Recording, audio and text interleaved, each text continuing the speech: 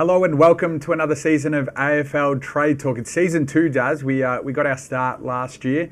We speak about all things trading and the Brownlow Medal and look at all the Betfair markets and have a bit of fun along the way. But excited for a big season 2. I know that we finished with a little bit of a flurry late last season with some great results. You must be ready to get stuck into it. Yeah, it's been great. I think the media have had all of the AFL talking point bingos over the last few weeks, like when the grand final will be played, which coaches are under pressure, and all of that stuff that normally gets thrown out. But good that we've got games kicking off this week. It's a bit earlier than we would be used to, but yeah, last year was terrific. All around the Brownlow late. Obviously, we had strategies around Collingwood for the minor premiership, but then Lachie Neale, I think, it was indicative of the fact that all year he was over the odds. Nick Dacos was going to be vulnerable with the amount of games he missed with injury at the end of the year, so it just felt like a smart trade. But a few of the others, we didn't get them all right, but the strategy around Bontempelli was right, getting St Kilda into the 8 at a price, and a few of those tips as well, which came out okay for us. So, and we'll go through some of those results because I'm sure there's some new listeners that want to know sort of what we did last season. The main one was we just kept on being on the Lachie Neale bandwagon training. He got to $30+ throughout the year in the Brownlow Medal markets, and we just always thought he was well over the odds. We had a couple of positions in the Brownlow Medal market, and for me personally, he was my best position, and obviously went on to go and win the medal. We laid Nick Dacos for the Brownlow Medal. He was very, very short, and we laid him really for the fact that if he got injured, that would spell trouble for him, and look what happened. He ended up just missing out on the medal. If he had have played those last few games, there's no doubt in my mind that he probably wins it. A couple of others, we backed Collingwood for the minor premiership at a really good price midway through the season. They won with a game in hand. Your masterful work with St Kilda, they were well over the odds for the top 8, and I think they're in that same position this year.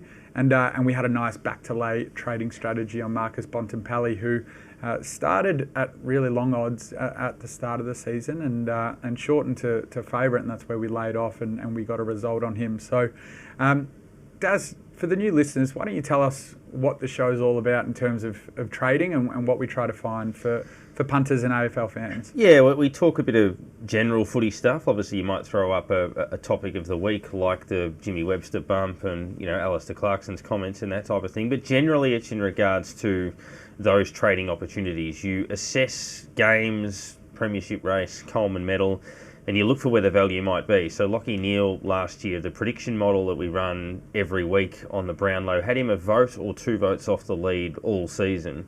And his odds were way over the top based on those predictions. So it was simply a case of our model says he should be $5, he's $12, and you look for those types of opportunities that can go back the other way as well. And the St Kilda one was there were 3 or 4 sides that were evenly matched. 3 of them were $2 and one of them was $4. So therefore, it represents value that you look for. And look, trading is all about having more than one bet in a particular market, and what you're trying to do is back high, lay low. So obviously, if say a player in the Brownlow Medal is at a price that you think is over the odds, and they're playing a couple of easy teams, and notably that player plays well against them, and you think they're going to shorten after a couple of rounds, that's when you lay off and you try to get a profit that way. Trading is a lot of fun, and that's why the Betfair Exchange is awesome for that. But I love the discussion topics we have each week because we try to make these predictions before they happen, and that's why the show is really fun, right?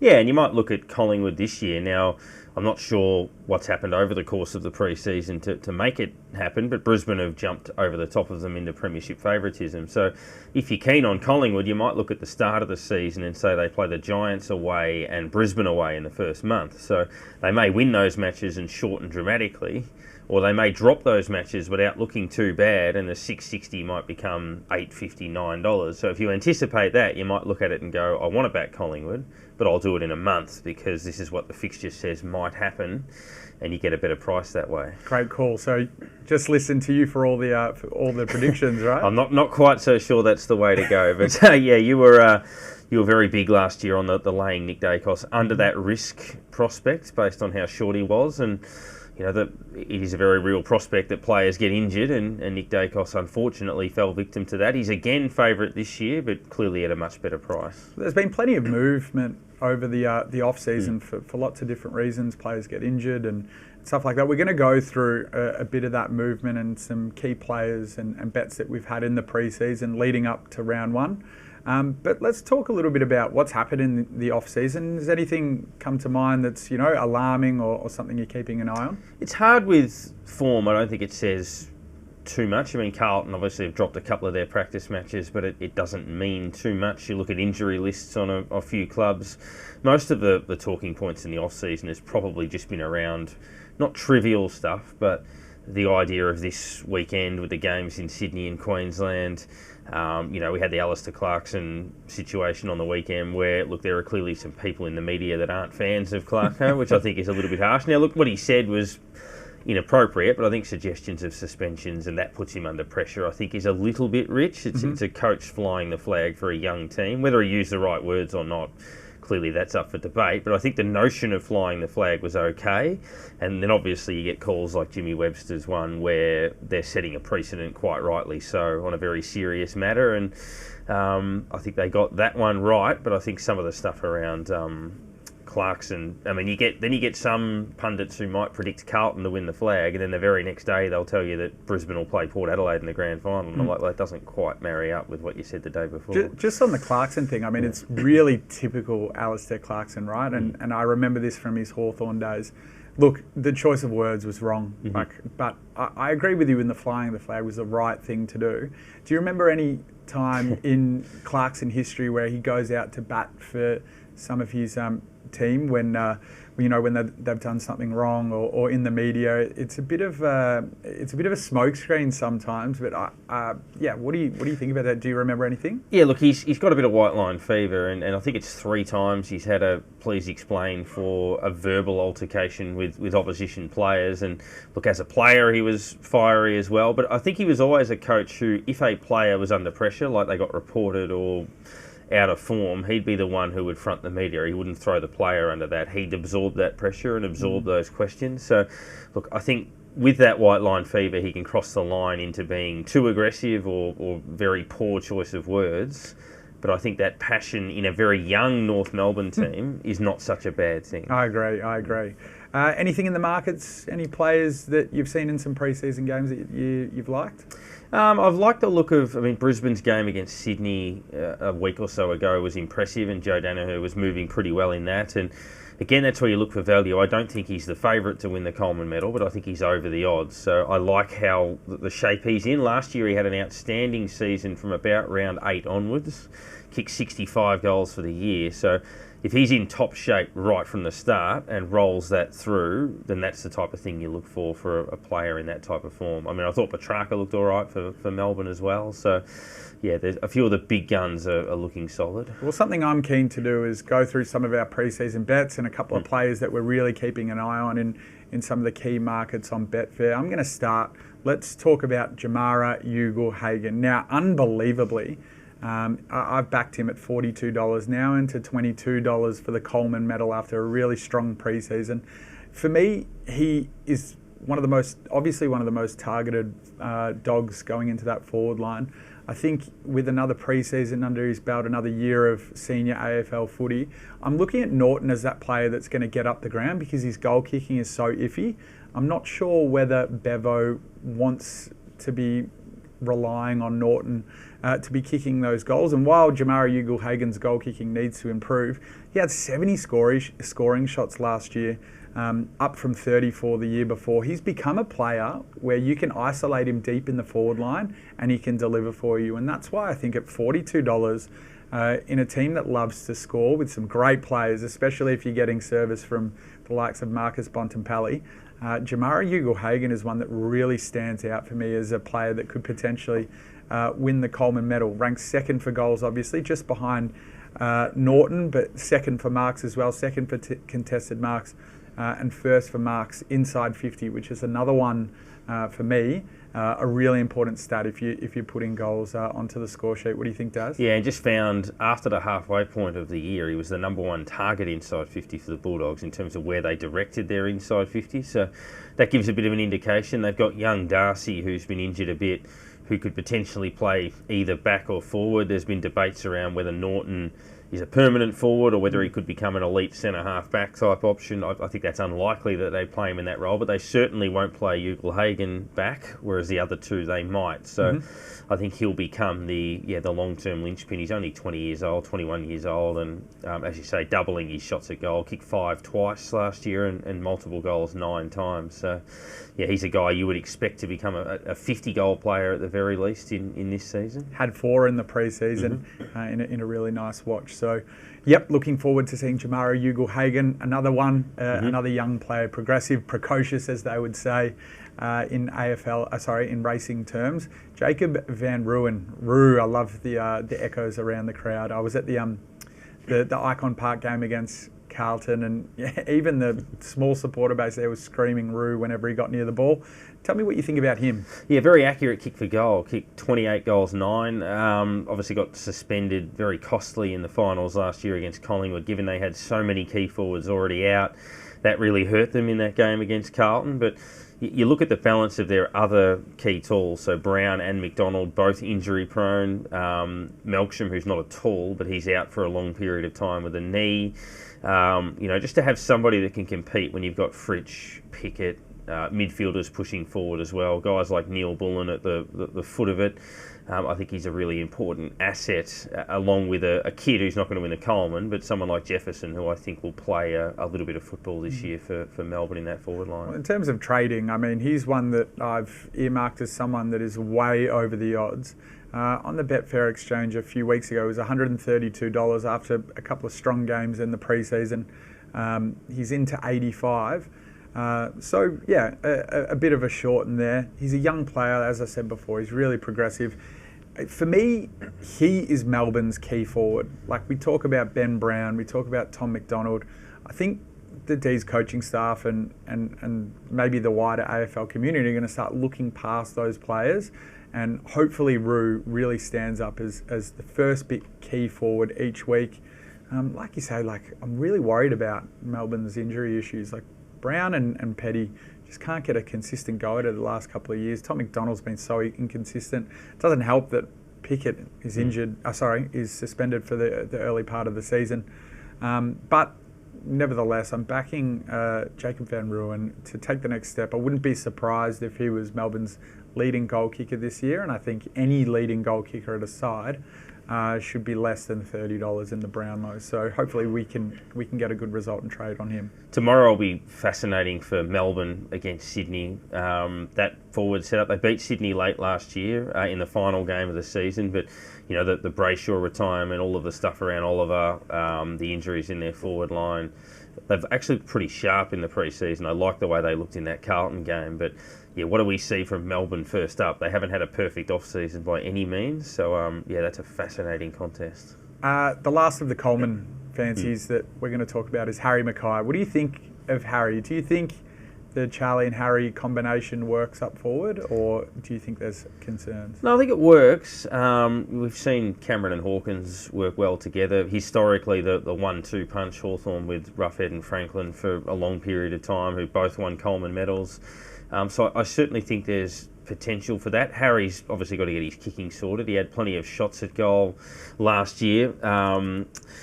I guess the only thing that would stop him winning the Coleman is that his teammate is such a good player in Charlie Curnow. I think if he plays a full season, he's an 85-goal-a-year player, Charlie. And if they could get 50 out of Harry on top of that, then it makes them all the stronger. I mean, Harry Mackay kicked 58 goals 2 years ago, 45 the year before in 2022. Played more games last year, but kicked 29. So half the goals he kicked 2 years earlier from more games. So he's obviously got to try to get back to that level where he was a mid-40s to mid-50s goal kicker, and possibly even beyond. And you never know what he might be able to do. One thing that might be sticking in my mind is a bit of pre-bet bias on Harry Mackay. I backed him at $50+ the year he won the Coleman Medal. And the reason was because the year before he got a lot of looks at goal and had a lot of scoring shots. He finished the season really, really strongly, but the issue was his goal kicking just let him down, and he went into that off season and really focused on it and practiced his goal kicking, and he became a dead eye. And I think that snap of his is one of the more incredible snaps in the AFL. His issue is the distance. When should I be snapping? When should I be drop punting? So for me, I know for a fact that he does a lot of work to fix these issues, and he works really, really hard. There was one moment in the Melbourne-Carlton game as I was there, and he and Charlie were just side by side sprinting, and I think he had like a couple of lengths on Charlie, ended up getting to the goal square quicker and kicking the goal. To me, that just looks like a player that's really been working this off-season. He's fit, he's strong, he took a couple of big contested marks. I'm really, really keen on him. I've taken $32 in that market. You talk about Hawkins and Cameron. There have been plenty of times where they've both been in single figures in the Coleman Medal market. So that's what I'm hoping for Harry. He's in single figures, and look to lay off there and trade out of my position. But the all-important Brownlow, we love talking about the Brownlow. Any players that you think ones to watch? Well, you highlighted one that I'll have you mention later, who's a little bit over the odds, and I would certainly agree with that. If we're looking at, Errol Goulden had that huge run late last year into the top 5. He's $15 at the moment. Also, don't mind looking at somebody like Caleb Sarong at Fremantle at 34s. I know they might have a tricky year, but that's a good price. And Jordan Dawson, who won Adelaide's Best and Fairest, they're tipped by most people to improve, whether it's winning 3 or 4 more games and playing finals. But at $32 as their most productive midfielder, that's not bad value at this stage outside of the obvious guys like Dacos, Bontempelli and Zach Butters, that type of player. In terms of players that you want to back or you think are over the odds, who are you thinking? In terms of being over the odds, I would still suggest that, Sarong, based on his vote polling capabilities, $34. If Fremantle can win 10 games over the course of the season, I think he'll go okay. And then Tuke Miller, who missed a lot of games last year with injuries, probably over the odds a bit at 42. So they're probably a couple.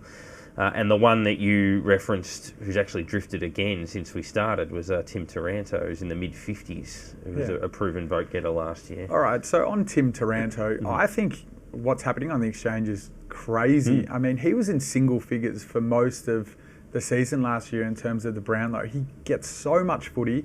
Richmond did win a few games last year and probably tipped to win less games this year.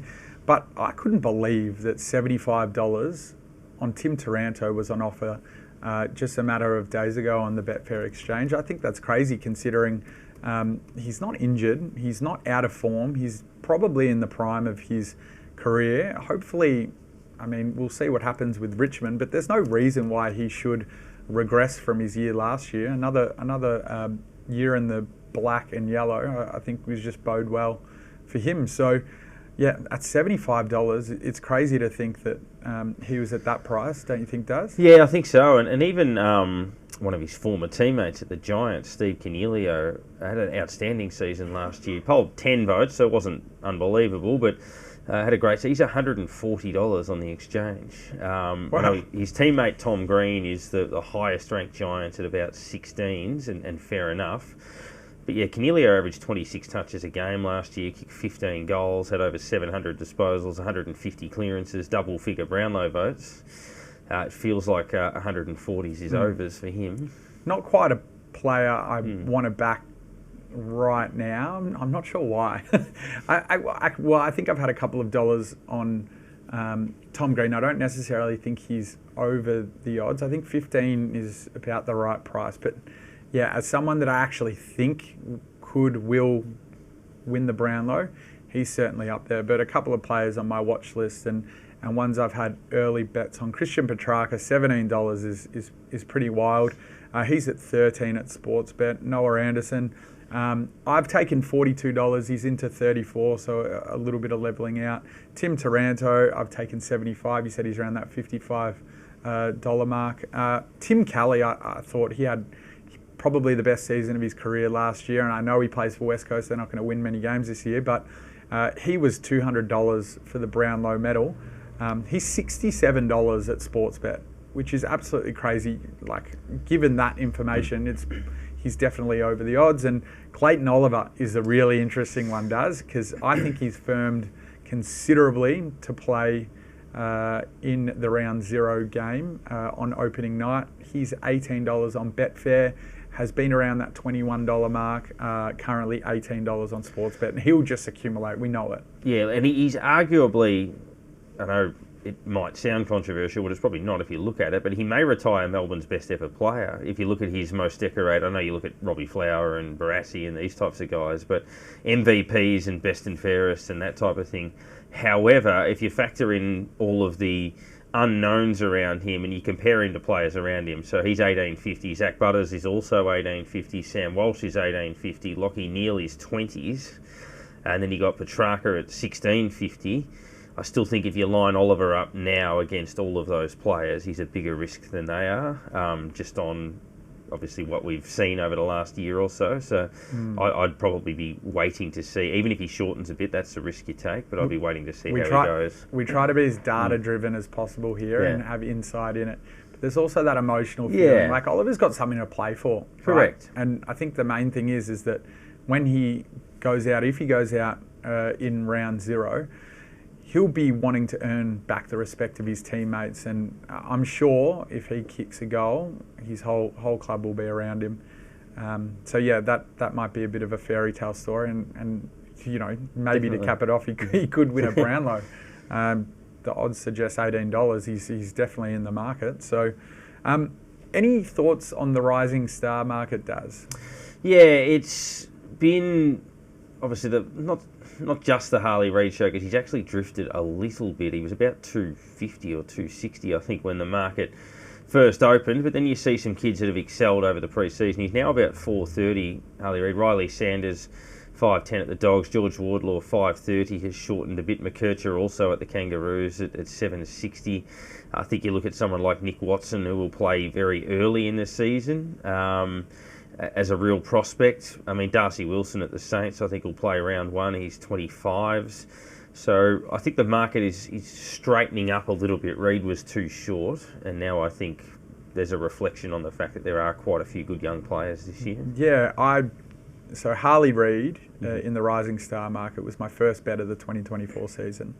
I've laid him at $2.80, which is crazy considering that this was before, like, early in the preseason, before practice matches have started. Like, anything can happen. And we know he's pulled up sore. He's a young player. He's still got 24 rounds to get through. And then it's not going to be easy. He's got a lot of flying to do as a West Coast player. They're obviously going to struggle. I just think, I can't believe how short he was. So thank goodness for Betfair. You've got the pink button and you can lay him. He's probably still a lay at the price now. Maybe drifted out a little bit too much, but we'll see what happens, Daz. Yeah, and that's not to say he won't be the best of the lot. That's just exactly right. It's more a case of the immediate. You look at people that have maybe had a pre-season already, like George Wardlaw, into a second season in the AFL, as to whether he's already a bull in terms of his body size, whether that just helps him go through an entire season. We can learn a bit off Harry Sheasel, the reigning winner, who he spent the pre-season with as well. That's right. Hey, we got buy, hold, and sell. Love this segment. I'm going to kick it off with you. Yeah, again. Buy. Who are you going to buy? Again, talking about emotion, it's not so much a trading opportunity, but I love the emotion around football sometimes. You've got to remember, as much as we talk about, highly paid athletes and that type of stuff, but Zach Williams missed all of last year with a knee injury, and Michael Voss made the announcement at Carlton training during the week that he would play this week, and actually sort of broke down in tears as he was explaining his journey and coming back into the side. So I love that type of thing where you've got, it's just genuine passion at a level that, you know, we might look at that and be reserved for the lower levels of the game. But yeah, I think Michael Voss's reaction is a buy for me. Yeah, he's had a tough time at it. He's had family members pass away. Yeah. Obviously had some really significant injury issues, obviously ACL. Before that he had a calf. Yeah, he just hasn't had a good run of it at Carlton, but we've seen him play some good footy. So yeah, I think that's a great buy. Mine's short and sharp. Gold Coast, I'm just looking forward to seeing them play. I want to see what they bring with Dimmer Hardwick in the saddle now. I feel like they're getting better, they're improving. Lukosius just continues to improve, and I love the fact that Ben King has signed on for a couple more years. Tuke Miller back, Noah Anderson, he became prominent in the Brownlow Medal. Come on, Gold Coast, I want to see you succeed. I'm sick of the haters knocking you.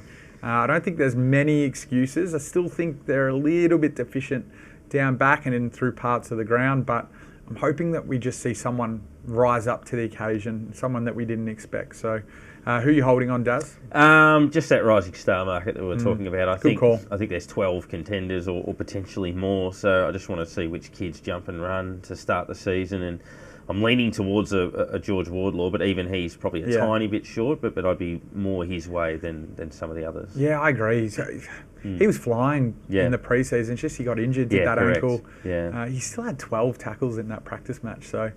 One I'm definitely keeping an eye on, but I probably agree with you. Want to hold on them. My hold is Carlton, and they're a bit of a wait and see. I definitely don't think that they're going to be winning round one. I think they have some injury issues that are pretty bad. My main concern is Jacob Wiedering, much more than Sam Walsh. I think Sam Walsh will come back, he'll be fit, he'll hit the ground running. He's that sort of player. I'm not sure whether they have that really tall backline coverage. I know that they've got Lewis Young. He's probably the one that's going to have that round zero spot. Sam Durton is another one, came over obviously from North Melbourne, or actually from the SANFL. I'm not sure whether he's totally up for it. I think what they're going to miss out of Jacob Wiedering is just that leadership, that presence. I think he saves them a lot, Carlton, and yeah, maybe we're going to see them get exposed defensively a little bit. But hopefully they put enough pressure up the ground to maybe compensate for that. Sal, who are you selling this week? Just some of the knee-jerk opinions. I think we need the ball bounced tomorrow night. It allows people to start talking about games. I think some of the commentary has been a little bit over the top. Already called. Dot point him for me, Daz. Clarkson to either be suspended or sacked would be number one. And under pressure.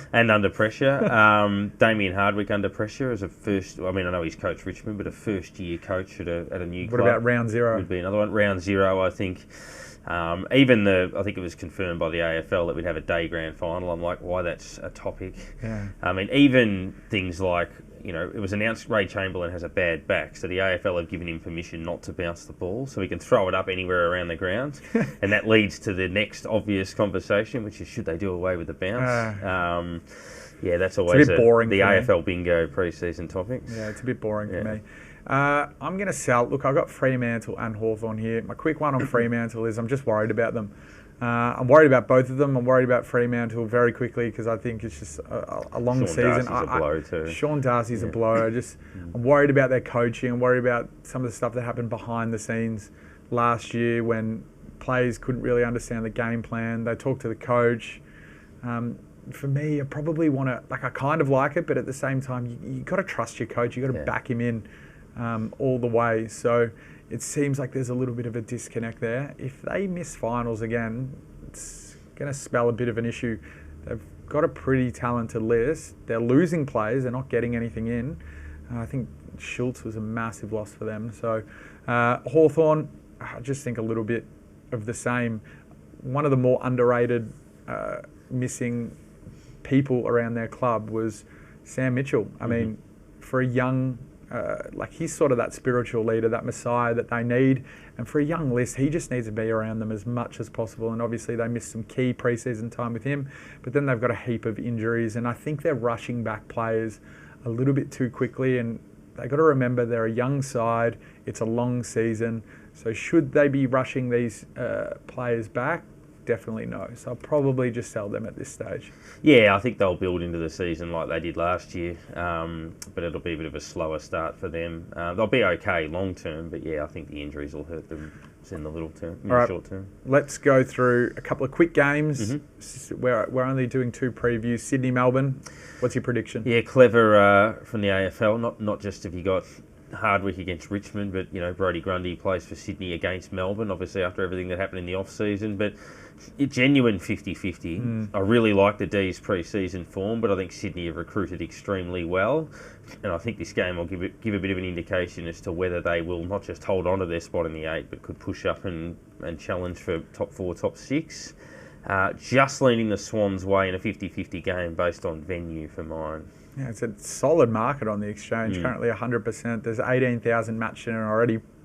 Footy punters are ready to get stuck back into it. Some really nice odds there for Sydney, Melbourne. And if you look at tipping competitions too, Sydney are marginal. I think are they marginal favourites, Sydney, or marginal outsiders? They are. No, Melbourne are actually the marginal favourites. So Melbourne $1.93 versus 2.06. Melbourne marginal favourites, but 71% of selections have been Sydney, which is interesting.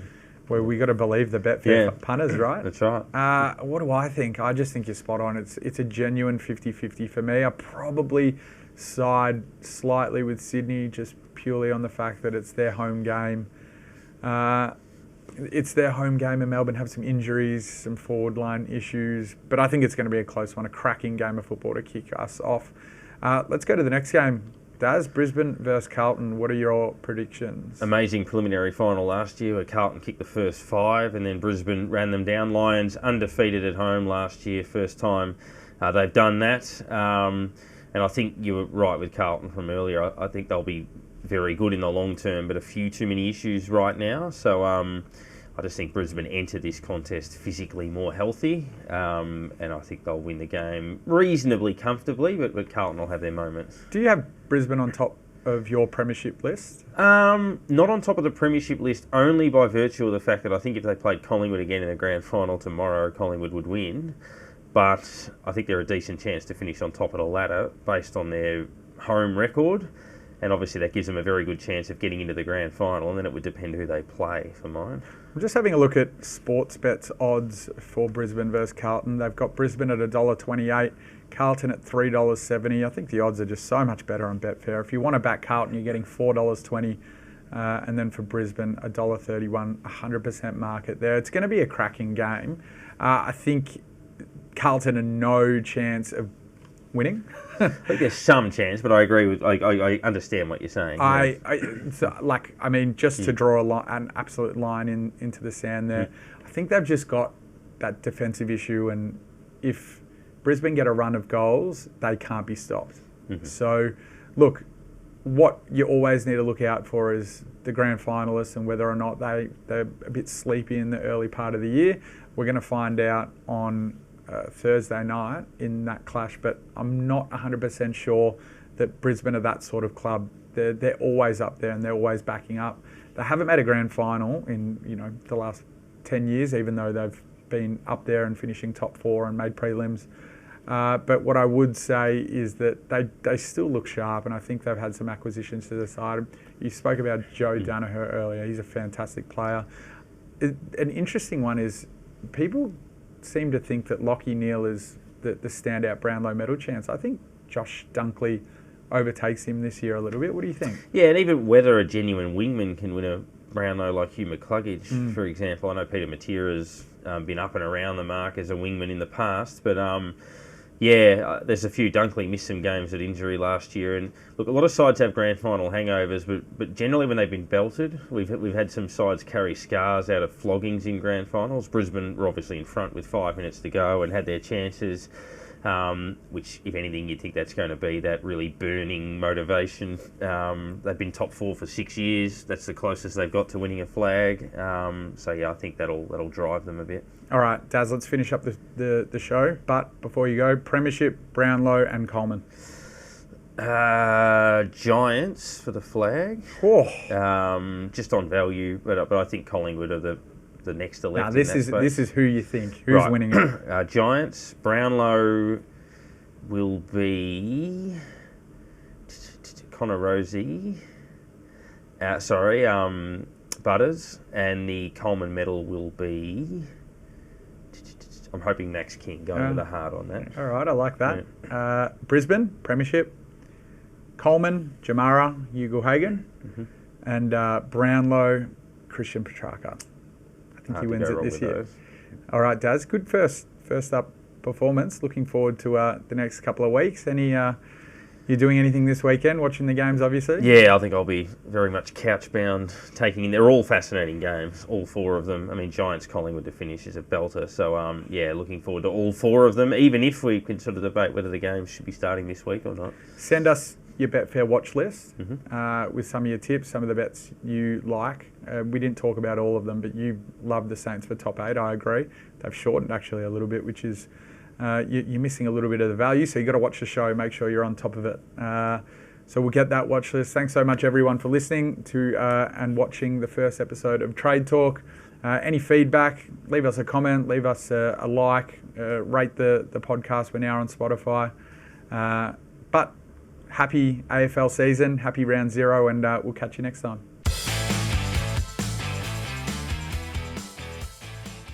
What are you really gambling with? For free and confidential support, call the number on the screen or visit the website.